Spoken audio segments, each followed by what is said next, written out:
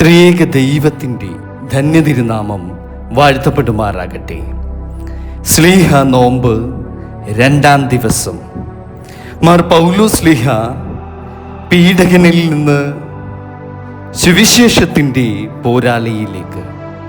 പ്രിയപ്പെട്ട ക്രിസ്തു വിശ്വാസികളെ, ശ്ലീഹ നോമ്പിൻ്റെ 2-ാം ദിവസത്തിൽ നാം ധ്യാനിക്കുന്നത് ക്രിസ്തീയ ചരിത്രത്തിലെ ഏറ്റവും മഹത്തായ സുവിശേഷ പ്രഘോഷകരിൽ ഒരാളായ മാർ പൗലോസ് ശ്ലീഹായുടെ ജീവിതമാണ്. ഒരിക്കൽ ക്രിസ്ത്യാനികളെ പീഡിപ്പിച്ച സാവൂൾ എന്ന യുവാവ് ദൈവകൃപയുടെ സ്പർശനത്താൽ ലോകത്തിന് ക്രിസ്തുവിനെ അറിയിച്ച മഹാശ്ലീഹനായി മാറിയ അത്ഭുതകരമായ ചരിത്രമാണ് പൗലോസിൻ്റെ ജീവിതം നമ്മോട് പറയുന്നത്. സാവൂളിൻ്റെ ജീവിതം ഒരു പീഡകന്റെ മനസ്സ്. സാവൂൾ യഹൂദ മതത്തിൽ അതീവ തീഷ്ണതയുള്ളവനായിരുന്നു. യേശുവിൻ്റെ അനുയായികൾ ദൈവത്തിൻ്റെ മാർഗത്തിൽ നിന്ന് തെറ്റിപ്പോയവരാണെന്ന് അവർ കരുതി. അതുകൊണ്ട് ആദ്യകാല ക്രൈസ്തവരെ പിടികൂടുകയും അവരെ തടവിലാക്കുകയും ചെയ്യുന്നതിൽ അവൻ മുൻപന്തിയിലായിരുന്നു. എന്നാൽ മനുഷ്യർ കാണുന്നത് പുറമേയുള്ള ജീവിതമാണ്, ദൈവം കാണുന്നത് ഹൃദയത്തിൻ്റെ ആഴമാണ്. ദൈവത്തിന് ഒരു മനുഷ്യൻ്റെ ഭൂതകാലം, അവൻ്റെ ഭാവിയെ നിർണയിക്കുവാൻ കഴിയില്ല. ദമാസ്കസ് വഴിയിലെ ദിവ്യദർശനം. ക്രിസ്ത്യാനികളെ പിടികൂടുവാൻ ദമാസ്കസിലേക്ക് യാത്ര ചെയ്തുകൊണ്ടിരിക്കുമ്പോൾ സ്വർഗത്തിൽ നിന്ന് ഒരു മഹത്തായ പ്രകാശം സാവൂളിനെ വളഞ്ഞു. അപ്പോൾ അവൻ ഒരു ശബ്ദം കേട്ടു, സാവൂളേ, സാവൂളേ, നീ എന്തിന് എന്നെ പീഡിപ്പിക്കുന്നു? ആ നിമിഷം അവൻ്റെ ജീവിതം പൂർണ്ണമായി മാറി. കണ്ണുകൾ അന്ധമായെങ്കിലും ഹൃദയത്തിൻ്റെ കണ്ണുകൾ തുറന്നു.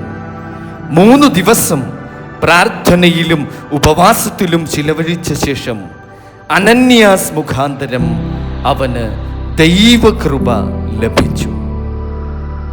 ജീവിത പരിവർത്തനം സാവൂളിൽ നിന്ന് പൗലോസിലേക്ക്. ഒരിക്കൽ സഭയെ നശിപ്പിക്കുവാൻ ശ്രമിച്ച മനുഷ്യൻ സഭയെ പണിയുവാൻ തൻ്റെ ജീവിതം സമർപ്പിച്ചു.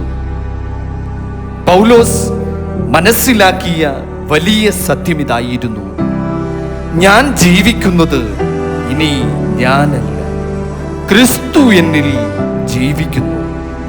ഇതാണ് യഥാർത്ഥ പരിവർത്തനം. പുറമേയുള്ള മാറ്റം മാത്രമല്ല, ഹൃദയം മുഴുവനും ക്രിസ്തുവിന് സമർപ്പിക്കുന്ന ഒരു പുതിയ ജീവിതം. സുവിശേഷത്തിനു വേണ്ടിയുള്ള അനേകം യാത്രകൾ. പൗലോസ് തൻ്റെ ജീവിതത്തിൻ്റെ ഭൂരിഭാഗവും സുവിശേഷം ലോകത്തിൻ്റെ വിവിധ പ്രദേശങ്ങളിൽ എത്തിക്കുന്നതിനായി ചിലവഴിച്ചു. നിരവധി നഗരങ്ങളിൽ അദ്ദേഹം സഭകൾ സ്ഥാപിച്ചു, അനേകം ലേഖനങ്ങൾ എഴുതി. ഇന്ന് പുതിയ നിയമത്തിലെ വലിയൊരു ഭാഗം തന്നെ അദ്ദേഹത്തിൻ്റെ ലേഖനങ്ങളാണ്. അദ്ദേഹം കടലുകൾ കടന്നു, രാജ്യങ്ങൾ പിന്നിട്ടു, അനേകരിലേക്ക് ക്രിസ്തുവിൻ്റെ സ്നേഹം എത്തിച്ചു. കഷ്ടതകളിലെ അചഞ്ചല വിശ്വാസം. സുവിശേഷം പ്രസംഗിച്ചതിൻ്റെ പേരിൽ പൗലോസ് പരിഹാസവും അടിയും തടവും കല്ലേറും അനേകം പീഡനങ്ങളും സഹിച്ചു. എന്നിട്ടും അദ്ദേഹം പറഞ്ഞു, എന്നെ ശക്തനാക്കുന്നവനിൽ എനിക്ക് എല്ലാം ചെയ്യുവാൻ കഴിയും. കഷ്ടതകൾ അവൻ്റെ വിശ്വാസത്തെ തകർത്തില്ല, മറിച്ച് അവൻ കൂടുതൽ കൂടുതൽ ശക്തനായി മാറുകയായിരുന്നു. പ്രിയ ദൈവമക്കളെ, ഇന്നത്തെ നമ്മുടെ ധ്യാന സന്ദേശം ഇതാണ്. മാർ പൗലോസ് ശ്ലീഹായുടെ ജീവിതം നമ്മെ പഠിപ്പിക്കുന്ന വലിയ ഒരു സത്യമിതാണ്. ദൈവകൃപ ഒരു മനുഷ്യന്റെ ജീവിതത്തെ പൂർണ്ണമായി മാറ്റുവാൻ കഴിയും.